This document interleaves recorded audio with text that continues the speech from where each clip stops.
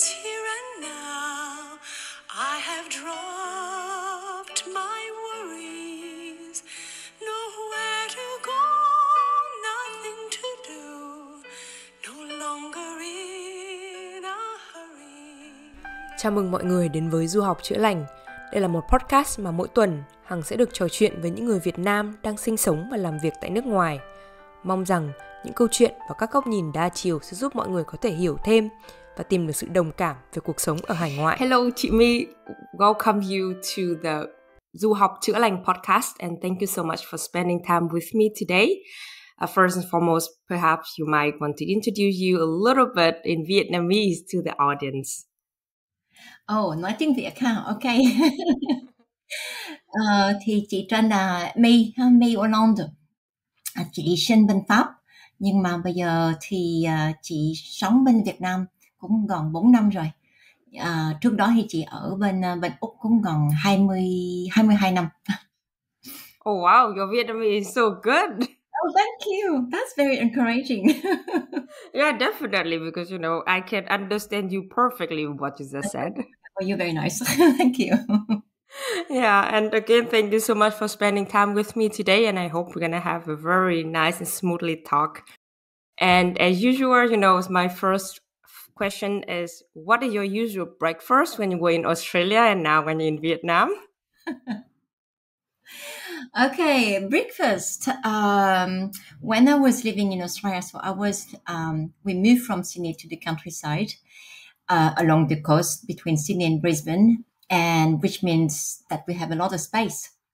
So in summertime, breakfast was absolutely gorgeous. So we can pick up fruits from the tree from outside, and having some juice of whatever, and having fresh fruits for breakfast and yogurt. So that is our breakfast in Australia. And on Sunday we do pancakes, so the French crepe. In Vietnam, that's different. We have a lot of bánh mì trứng. We love it because I live in Ho Chi Minh City in District 4, and and the bánh mì trứng is I don't know, only 12,000 dong, which is not much, and it's very nice. So I'm a bit lazy, I have to say. Now that I live in Vietnam, I'm a bit lazy. I don't cook. So thank you for asking me. And yeah, I mean, like you was born and raised a little bit in France, and I think the breakfast there is completely different with Australia and in Vietnam, right? Oh yes. That was a big bowl of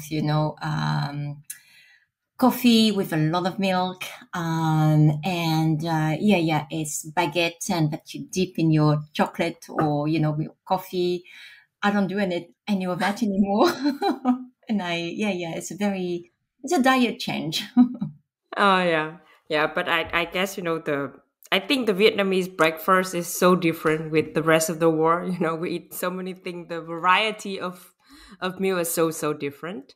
And yeah, I know that you have moved back to Vietnam in about 4 years. So could you tell me a little bit about your story, how you end up living there, even though you was born and raised in other countries? Yeah, so I came to Vietnam, so I'm not coming back. Even if we travel a lot with my family, from Australia. That was, like I have two daughters born in Australia, but we visited from Australia, Vietnam many times. So then they know, also the grandparents' homeland. And that was really nice. So, we had a lot of, commuting, visiting, Nha Trang, Sapa, a long time ago. And that has been, normal, to be able to do that. So when my two daughters graduated from their high school in Australia, so we talked about this over many years, and we said, it would be nice to settle and live and work and study in Vietnam. And this is what we did. So 4 years and a half ago, so that's what we did. So we left Australia, and we moved to Ho Chi Minh City, and my two girls have studied at uni in Ho Chi Minh City at RMIT. So this is brand new life for us. They discovered a new way of living, because being tourist and living is quite different. So, we're not in a downtown, D1 anymore. So, the uni is in D7. So it's a very different lifestyle, living with, other communities. And D7 is a lot of Korean or Japanese community down there. And I think that was a beautiful cultural immersion for them, very, very different from Australia. And for you, how is that different for you when you move back to Vietnam after so many years? Not even move back, like new life there.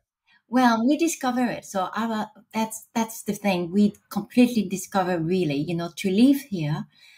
If you don't visit, if you visit, it's different. But then this is when you realize a lot of things that you don't understand. You realize that things are a bit harder than what they are in Australia or France. Like, for instance, we are not expat because we moved here, but little things like, how do you pay the water bill or the electricity bill? I had no idea, and we had so many times we had the water and electricity cut off because we didn't pay. We didn't understand how to pay the thing. And that was not hilarious, actually. That was actually worrying, because we were like, what is it? Have we missed something again? And actually we did. Opening bank accounts was very hard, because if you don't have a company sponsoring you, or you don't have a temporary resident card, you can't open a bank account. It took me a long time to realize that actually I can open a bank account with a Vietnamese passport.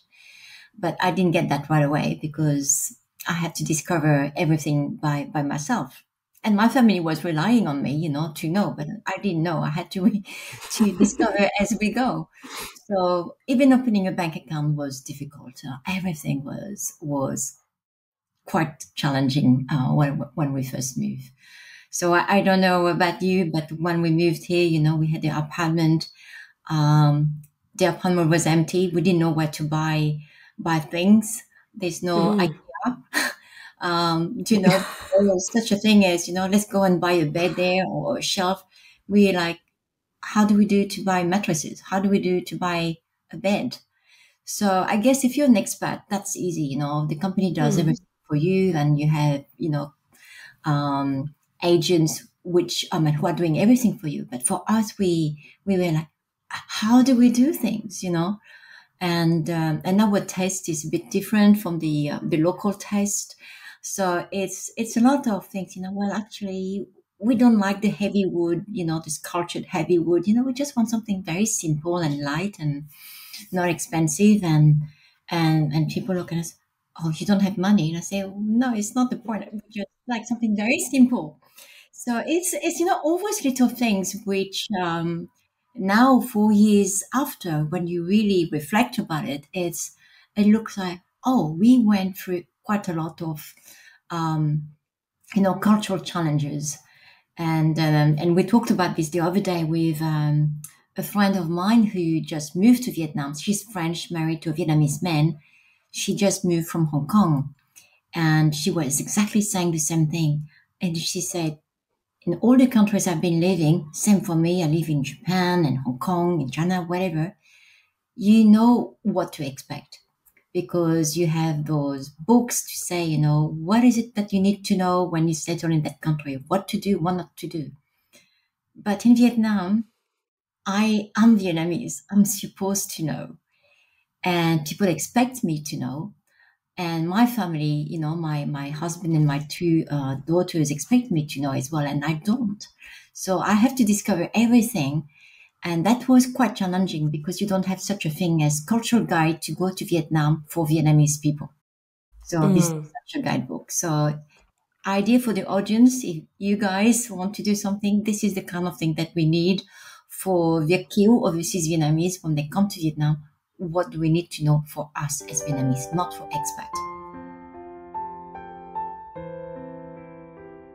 Are you considering you as a Vietnamese person? Oh, that's a big question. So So I have a Vietnamese passport, but also my other nationalities. But I consider myself Vietnamese and. So and I think it doesn't stop there. It's Vietnamese and, or usually I say Vietnamese from, from France or from Australia. Mm. And I will never stop the sentence like I'm Vietnamese, because my Vietnamese, as you can hear, is fluent but not perfect. And I think that the people here actually, how do I say, they're not used to see people with a Vietnamese face, not to be the perfect Vietnamese. And I think that any overseas Vietnamese, when they come to Vietnam, that's the challenge that they would have. They look Vietnamese, they might have a Vietnamese name or a Western name or whatsoever, but somehow people expect them to be the perfect Vietnamese behavior, language, whatsoever. So that makes things very complicated because, as I said, I have to learn a lot of things. My parents left Vietnam in 1952, so a long time ago, and they were still, teenagers, and they don't really know the country. They haven't traveled, they don't know the country, so they couldn't pass it on to me.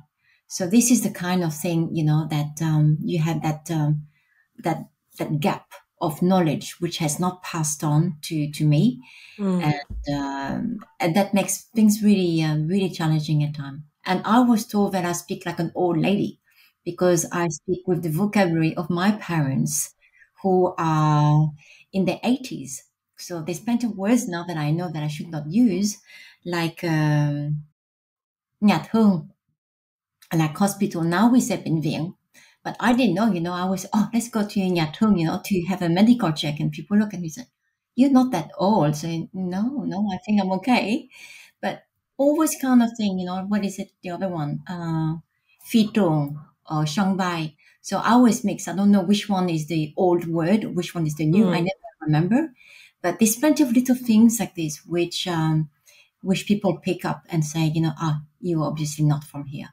So like me and you, and you feel like, well, actually, I'm Vietnamese, Yeah. So I hear you mention several times the words like other people expect you to be this or to do that.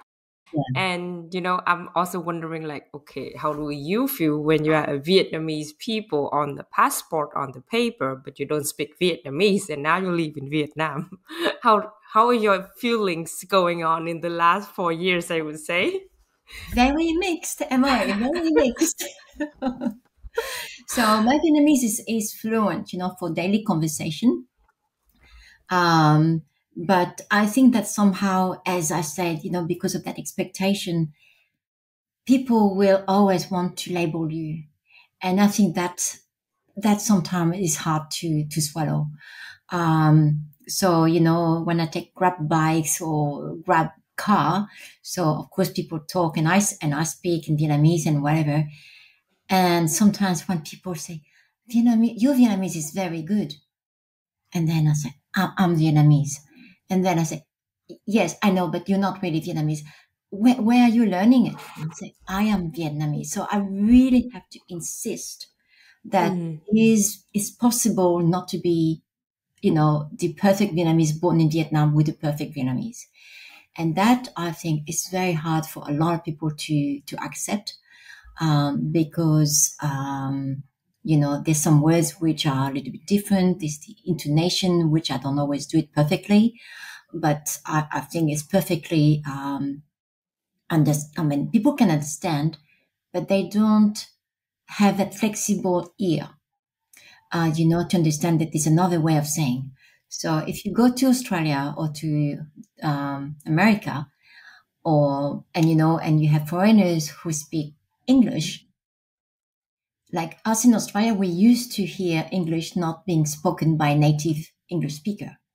And it's okay because our ear is adapting to it, and we don't ask, where are you really from? We don't ask that, but here, you people are not used to to not having the perfect Vietnamese from Vietnam, born in Vietnam.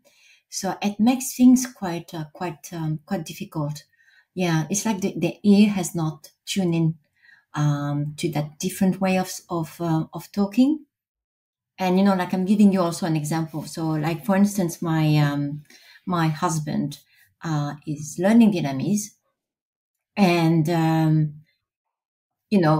to go to a cafe whatsoever, it's very easy, to order a cafe soda or Shintoba or whatever, or Homdo. So he say all those things very well, but still people look at him like he's from New Zealand, so he doesn't look Vietnamese. And people look at him like, don't understand. And they look at me, what did he say? And I'll say, well, ask him. He just spoke to you in Vietnamese. Ask him again. But they don't understand, and they refuse to understand that it was Vietnamese spoken by a foreigner. And it's just in the mind. It's just in the mind. So that was very easy, café soda, but somehow they will look at you like, what did he say? And that was, sometimes it makes you feel like I'm trying my best, but they don't want to understand me. And I can feel his frustration, and I get it completely because I have it at another level. And it's the reality for us. So maybe not for everybody, but for us it is. Wow. I think you mentioned a very interesting word for me, which is like flexible ears. I think it could be inside out. It's not only what they hear, it's also like what they feel, because, my boyfriend also foreigner, like he German, and he trying to learn some very simple Vietnamese words. Whenever he talked to my mom like, huh? What is that? And I have to like do it over and over again. I mean, even from my side, okay, he tried his best, because the Vietnamese letter is not easy to speak at all. It's very, very difficult. But yeah, I also think like the mindset doesn't allow them to kind of, open or, try a little bit more to see, okay, or maybe even guess what that person wants. Yeah. And yeah, I think it's very, very interesting, and it takes so many years for us to change that in the mindset. And like, you have a little bit accent, it's not from Vietnamese, so immediately like, okay, I cannot understand you. Yeah. So that is interesting because in Germany or in England or Australia whatsoever, we can hear so many foreigners speaking English, and we get it. And because we're so used to, we know, so that is an accent, from China, this is an accent from Japan, from Korea, and we hear the accent, but we still go beyond the accent and we understand the word. But somehow I think that Vietnamese are so not used to hear, the imperfect Vietnamese, that is just like a wall there, an invisible wall, which I think is a bit difficult because so many people are trying.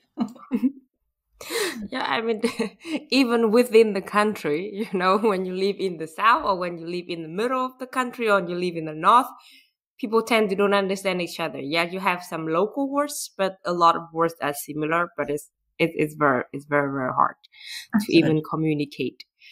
And yeah, so there is another question I would like to know: how many percent of you think are Vietnamese, and the rest is Eastern or Western? I think you can ask the question at dinner time or lunchtime. Or the kind of people that you're meeting. And I think this is why it is more about, how you can embrace the multiple identity that you hold or I hold. And I think, it's not like either here or either there. It's really, be all of it and be proud of it. So, like for me, we eat Vietnamese food at in my family, we eat Vietnamese food, but at the same time, we eat Japanese food, we eat Korean food, we eat Malaysian food, we eat whatever food, even in Australia. So, for us, that boundaries of nationality doesn't really apply because we try to be with no boundaries. And if I meet Japanese people, for instance, so I adapt with the body language with my Japanese friend. If I've seen my French friends, of course I will speak a different way, and the body language would be different. My hands, like now, I will be very different. The tones, the confidence with French people. And then the Vietnamese is the same. If I speak in Vietnamese, I know that I am more reserved, quieter. But if I switch to English, I would be much more alive, much more lively. So this is, the kind of thing, how do you feel? Which country you're from, whatever. It depends with who you are with. Depends which values you want to have more of at that very moment. Not that you're bartering the values, but I think it's in terms of intensity of the values. Like, for instance, the family values, in my immediate family, with my husband and my 2 children, the family values with them is very different from family values from a Vietnamese local with their own parents and the children. So you might have a sense of sacrifice or whatsoever, and you have, the parents up here and the children down there. My family values is very different. Like my adult daughters are very equal to me. So we speak, like we're debating on the same level. We can argue. We can, we feel very emotionally safe. And it doesn't mean that we have to choose it, but it's just how it is in this family, because that is a concept for us, which is very important. And that sense of freedom to express ourselves is there for my 2 daughters. It doesn't mean that they are lack of respect or whatsoever, but we love arguing, we love debating.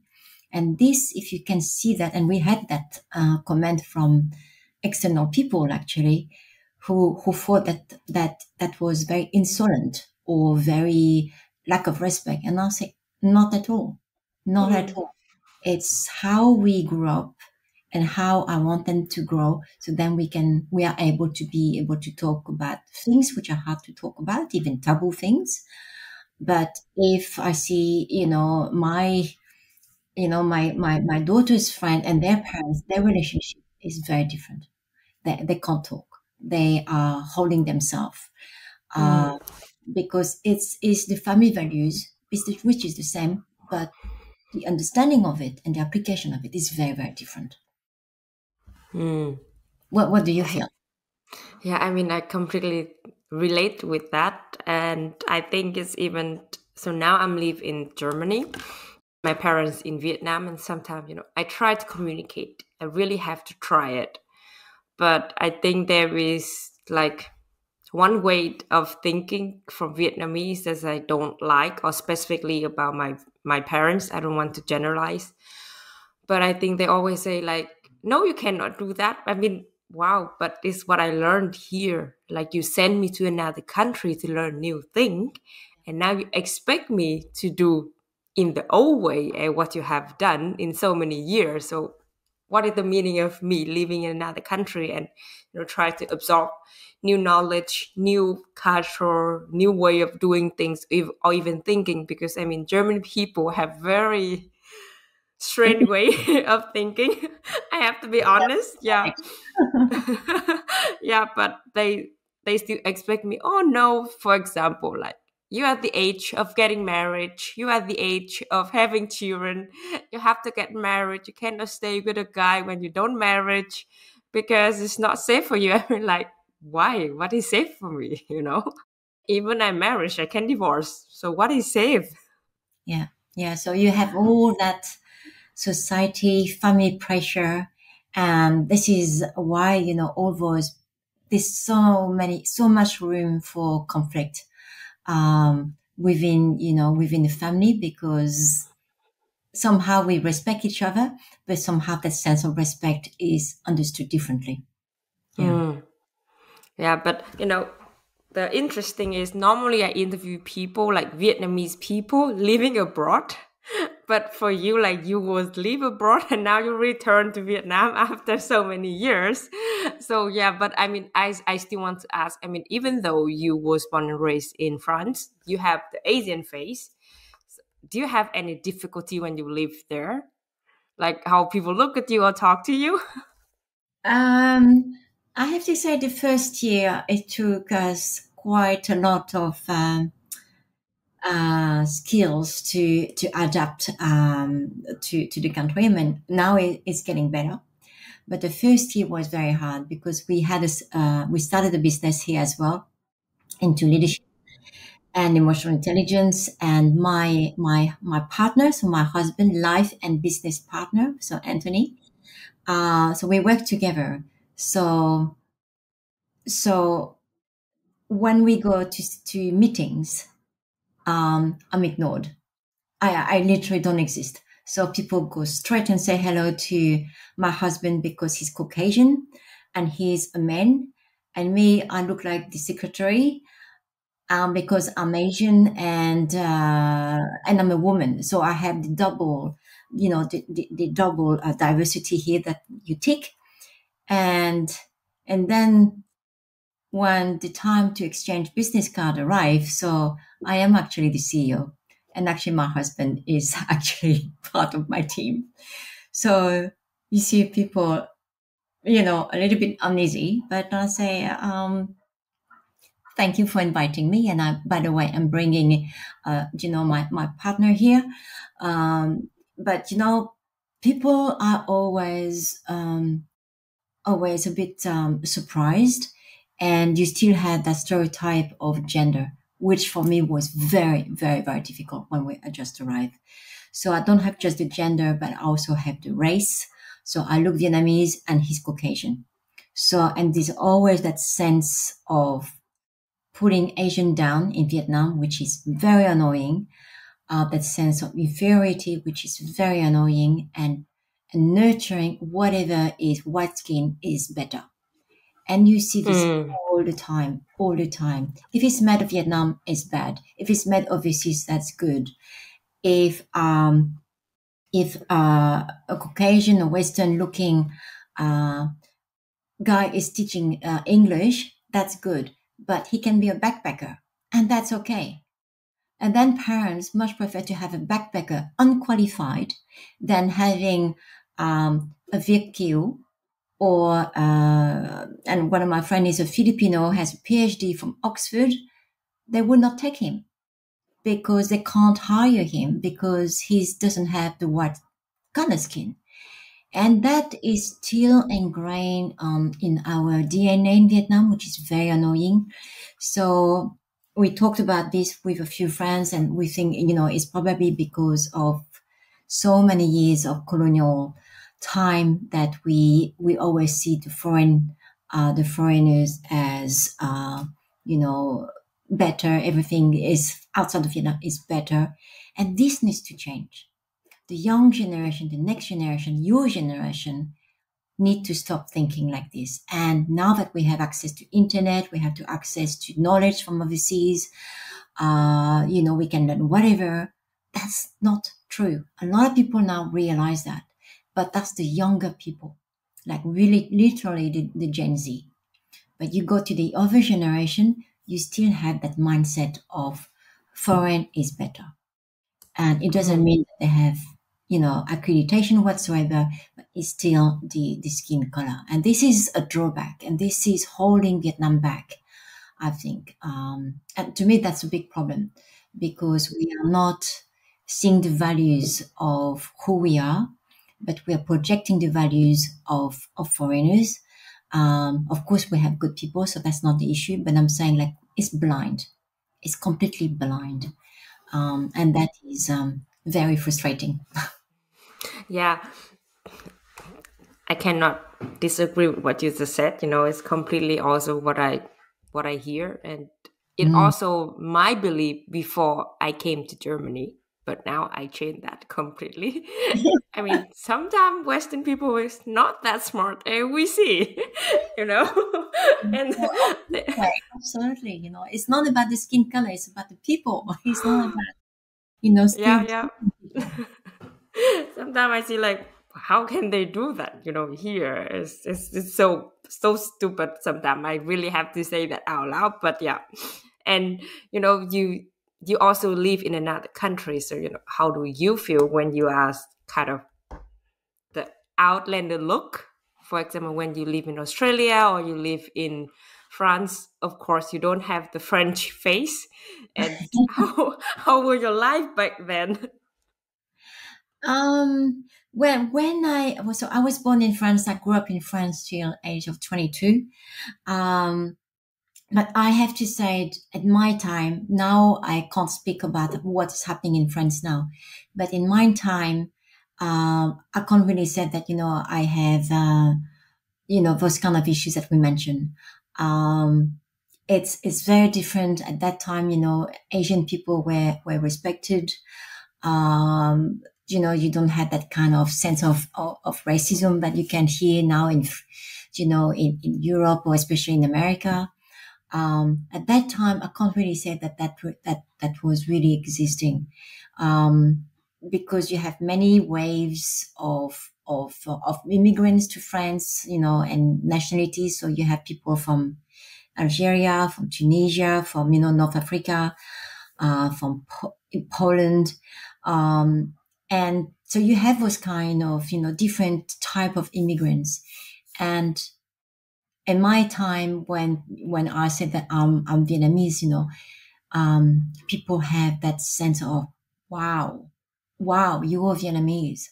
Oh my gosh, what a terrible time. What your country have been through. So you have that sense of feeling for the pain that we had during the many tragedies and many wars that we have in Vietnam. So we have that. So this is my time. And then it's different. So this is, we're talking here, the late 60s. So this is my time. So I'm in my 50s years old. So that time, you had that sense of respect, and people, really admiring Vietnam very much, because the people, when they come to France at that time, they came very young. They studied in high school in France. My dad was a doctor, and my aunties and whatever, and other people, they're all doctors, engineers, PhD, whatsoever. So this is that time. And then it's different, so this is what I'm hearing, but then I can't really speak for them. But at that time, I can't really say that I have any racism whatsoever. I think that now maybe that would be different. If I go to the US or whatsoever, I think that things would be different. You would feel more Asian whatsoever. But no, at that time, I have to say, I feel very proud. I'm very proud to be Vietnamese. Yeah. Sounds very, like lovely experience when you live there, because, when people around kind of respect you and respect the country where you kind of rooted. So I think it's very it feels good, actually. It feels very good. And sometimes I even have that they talk about here. They say, oh, did your grandpa who went to the Second World War, or, any soldier, and yeah, I really like that feelings. Mm. And No. you said that you have so many difficulty times in Vietnam. So I'm wondering, like, how did you deal with those difficulty, or when you're stressed, what you usually do? Oh, well, a lot of things happen, the first year, and we have to be super agile and understanding. And we knew that it was going to be tough. And we knew that it was going to be difficult, because we didn't really have, relatives over here, and we have to make up a pathway as we go, understanding how things work, trying to make new friends, and start that business as well. But really, to come back to the core is, knowing that, I have a very, my family, my 2 daughters and my husband, we're very close together. We're very strong together. And I think that was, the core of, all the core strength that we have is trying to do what we can, not always understand how things work. But at the end of the day, it's just, another piece of paper. Oh, a second piece of paper. Oh, I didn't sign the right color. So that is something we learned. Like simple thing. I didn't know that to sign paper in Vietnam, you have to use the blue pen. Because I didn't know that either. Telling you, because it has been refused and we have been fined. So you have to use your blue pen, not your black pen. Okay. Yes. So things like this, I'm saying. And I say, where is the guide for people who don't understand? I like to see a guide. What do I need to understand so that I can do the right thing? There's no such a thing. You have to do a lot of mistakes to understand it. And I know another mistake that we saw, so many mistakes we made, but we learned so quickly. I don't know. And I think that remember, we did some paperwork, for a client, and on the invoice, it was written in English and Vietnamese. And my written Vietnamese is not good. So I have to write in English. So I wrote the invoice by hand in English. And of course, that business organization is a foreign entity. So of course they understand that. But it has not occurred to me that you have to translate everything in Vietnamese. But I thought that the paper was in English. So I wrote anyway. Do you think that it's easy to redo an invoice? No. You have to go to the tax office and actually cancel the thing. And it was very complicated. And then we got fined for not doing the right thing. And it's because I didn't know that I have to write in Vietnamese, and I thought that we could redo another invoice with another number on the invoice. But no, you can't do that. So this is what I'm saying. All those little things, sometimes it's a bit too much. Yeah. So when you stress out, what you talk to yourself and what you do. Yeah, it's like, okay, another thing that we have to know. So of course, when you learn, but nobody thought that you would not know. And that is the thing. That is the expectation thing. How would I know what we should know? And especially the misleading paper, especially when it's in English. I say, if it's in English, well, I can write in English. But so this is what I'm saying. All those little things. If you have family or relatives or, friends, that would be so much easier. But then you have to know that that might be a problem. Then you can ask. But then we didn't know that might be a problem, so we didn't ask. Wow. Yeah, I can imagine there's so many frustrated moments. Oh, You yes. just don't know. So it's okay now. Yeah. And, after all of that, if there's any moment you tell to yourself, like, I just want to give up and I don't want to live in this country anymore. We had moments of doubts, I have to say, to be honest. I'm not going to say the whole thing because the first year was very tough. But we all decided, the four of us decided, we made the point already that we moved here is to stay. And each time that we move is always hard. Each time we move country is always hard. So Vietnam is part of the experience of the other countries that we moved. And that is how you learn and how you grow and how you adapt yourself. And this is what we say, like if my 2 daughters were studying in Sydney, uni, life would have been really easy, like normal, like, like all their friends. But we have not chosen the easy solution. We have chosen a solution an opportunity where they can grow more, where they can learn about, their grandparents' homeland. They can learn about what it is to live like a Vietnamese person in Vietnam, what it is to study in Vietnam, and understand about, all those soft skills which are not taught at uni. So, that cultural adaptability, that flexibility, that over things that, we take for granted. If you're born here, or if us we're born somewhere else, you take it for granted. Us, we have to learn from zero, and the learning curve is not that. It's really that straight. There's so much to learn, and to challenge what you think you know, and that is something which we have learned a lot.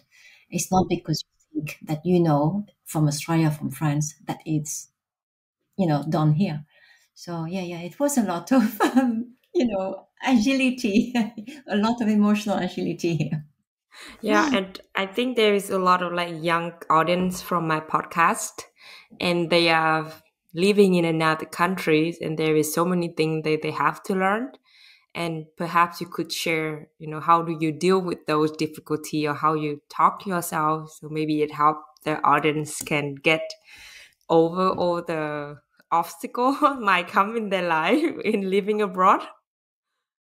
Oh, I would say, to the younger audience, so it can be Vietnam, it can be China, it can be whatever country, it doesn't matter. But, just try. Difficulties, the few one that I just shared before, the few difficulties that you have, you will have it somehow in the country where you're comfortable with as well.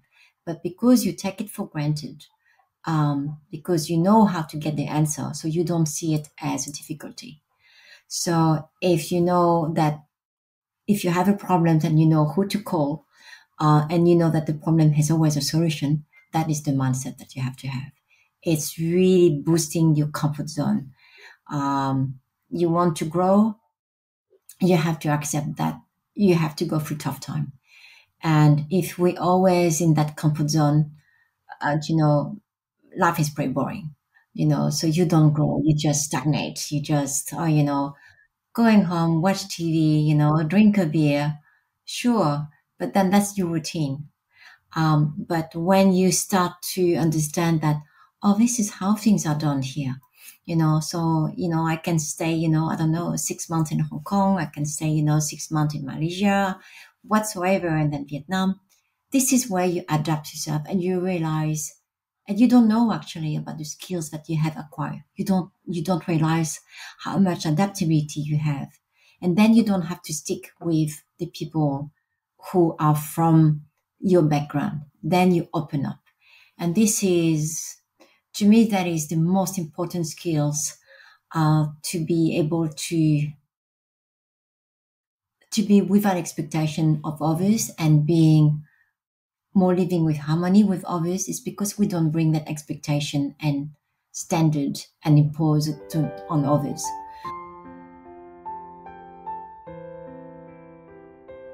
That silly example that I mentioned before, that blue pen, we learn about it, and it's because here in Australia, I don't care whatever pen. So I don't even think about it. But but in Vietnam, the meaning is, before the photocopy, before, long time ago, before having the photocopy, the color photocopy, is, if you signed with a blue color pen, so then they know it's an original. But this is long time ago. But if you do back, then it can be a photocopy of a document. So this is the meaning of it, but how can I know? Nobody's explained it to me. So then I have to go and ask. So it's really about being curious, and patient. I'm not saying it's easy, but it's really about, not putting our expectation and standard, to wherever you're going to live and work. Yeah, definitely. And I think like when you live in a new environment, new culture, you cannot expect the same norms you have for so many years. Absolutely. Yeah. Yeah.